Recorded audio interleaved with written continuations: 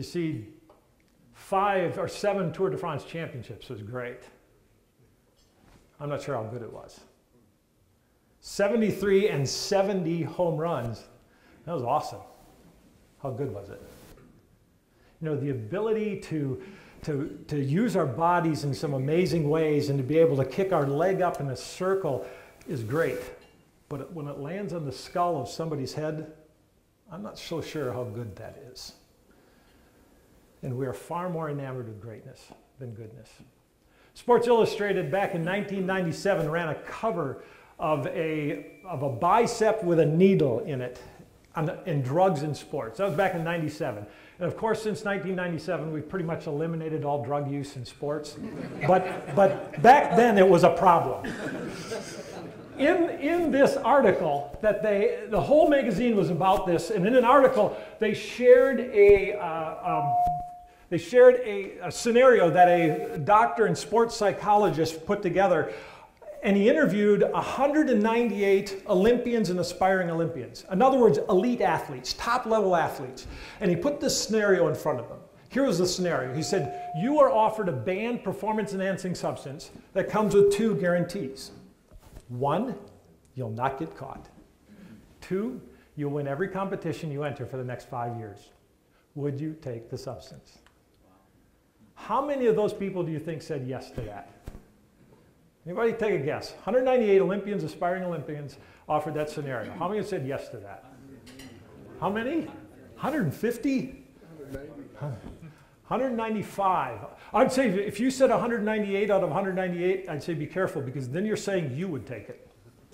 Because if that's no rule. But 195 out of 198 said yes to that. Now he gave them a scenario very similar with one twist. You're offered a banned performance-enhancing substance that comes with 2 guarantees. 1, you'll not get caught. 2, you'll win every competition you enter for the next 5 years. Then you will die from the side effects of that substance. Now, how many do you think said yes to that? 195. Oh, you cynics. Half said yes to that. But those are the elite athletes. That's not our kids. That's not the kids in our school. That wouldn't happen. I remind folks, first of all, that every one of those was a junior high kid at one point in time, came through somebody's school. And if you didn't, as coaches, I told them, if you don't know how to coach the mind and the heart of the player, you offered them no help. If you coach the skills and strategy of the game and that's it, you offered them no help. The Hams-Beller Athletes Moral Reasoning Survey, that was done 17-year-long survey, 1988 to 2004, 1987 2004, 72,000 athletes, 15,000 women from junior high through college. Here's what they found out, that the longer you're in competitive sports, especially team sports, the less you make good moral decisions. I thought sports builds character. Isn't that one of the cultural truisms of sports? It builds character. Well, when I ask a group of people to give me the attributes you're talking about, you get about the same 5 attributes every time. Dedication, sacrifice, perseverance, teamwork, leadership. I said, sure, but you can be a dedicated, sacrificing, team-working, leading terrorist. They all apply. Because those are not moral attributes, those are social. Those are not moral attributes, they're moral accelerators. Those are the attributes that are essential to get where we want to go. You cannot get there without dedication. You cannot get there without sacrifice. You cannot get there without perseverance. You cannot get there without self-control. The question is, where are we getting there? Where are we going?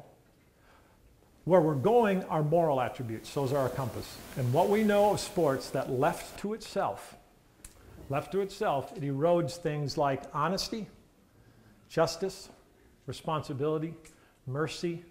How many want merciful athletes? What did God say in Micah? He said, this is what I require of thee, O man, to do justly, justice, which it erodes, to love mercy, and to walk humbly with your God. That's what he requires. So how are we doing? The Josephson Institute, the Hams-Beller Moral Reasoning Survey come to the same conclusions, that the longer kids are in competitive sports, especially team sports, the less they make good moral decisions, even as we're building the social character in them. It also shows us this, that when you're intentional, sport may be the best place to teach those things.